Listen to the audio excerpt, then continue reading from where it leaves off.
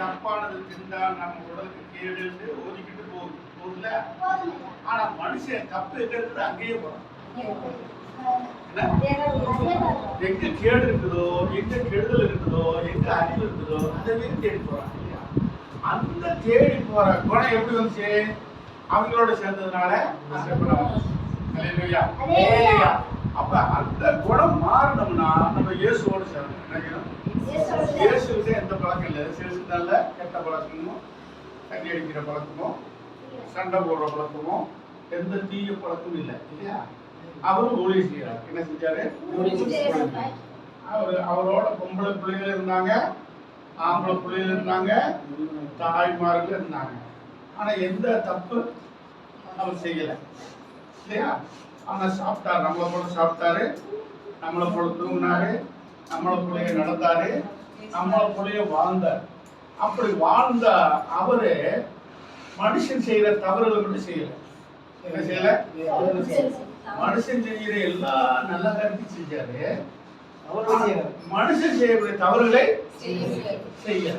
அதான் தெய்வ குணம். அதுக்கு பேர் என்னது? தெய்வ குணம். அப்ப அவரோட நீங்க நானும் சேரும் போதுதான் அந்த குணம் மாறும். இன்னும் உங்களுக்கு புரியணும்னா, இப்ப ஒரு மாமரம், காட்டுல இருக்கிற மாமரம் என்ன செய்யும்? இந்த இதுதான் காய்க்கும்.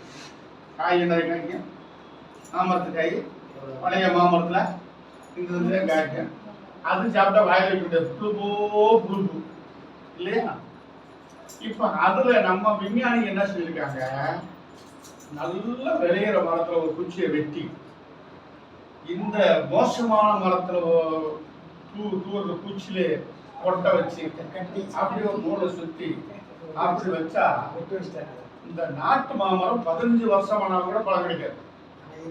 ஆனா இப்ப 3 வருஷம் 4 வருஷத்துல இந்த காய்க்கு அது குப்பு ஒடிகிற மாதிரி குச்சி வராதுக்கு வைக்கிறான்.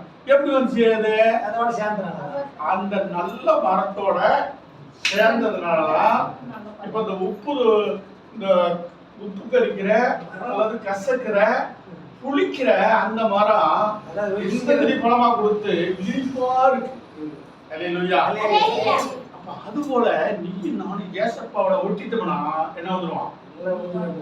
இந்த ஊருக்கு வீட்டுக்கு முதல்ல அப்பா அம்மாவுக்கு நல்ல பிள்ளையாயிடும். முதல்ல அப்பா அம்மாவுக்கு நல்ல பிள்ளையாயிடும். அப்புறம் பள்ளிக்கூடத்துல வாத்தியாருக்கு நல்ல பிள்ளையாயிடும். அப்புறம் என்ன நல்ல முறையில் நடக்கிறாங்க. அப்புறம் என்ன ஆயிடுவோம்? நல்லா படிச்சு பாஸ் பண்ணிடுவோம். அப்புறம் பாஸ் பண்ணிட்டு என்ன ஆயிடுவோம்? பெரிய அதிகாரியா மாறிடுவோம் இல்லையா?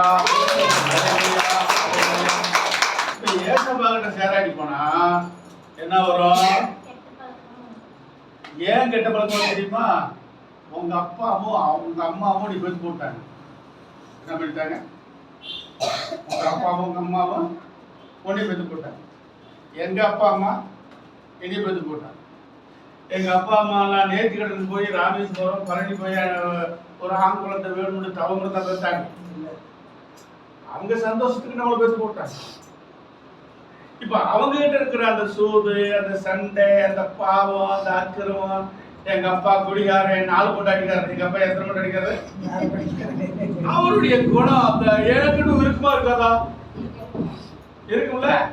அந்த வயசு தக்க வர அந்த கெட்ட பழக்க வழக்கம் வரும். ஏன்னா அப்பாவுடைய ரத்தமும் அம்மாவுடைய ரத்தமும் தான் நம்ம உடல்ல ஓடுது.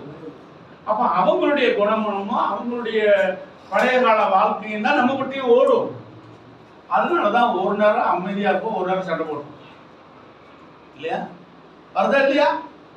அப்ப ஒட்டு மாமார் போல ஏசப்பாவோட ஒட்டும் போதுதான் அப்பா அம்மா குணங்கள், அந்த பழைய தீய குணங்கள் மாறி நல்ல குணங்கள் வரும். அல்லேலூயா.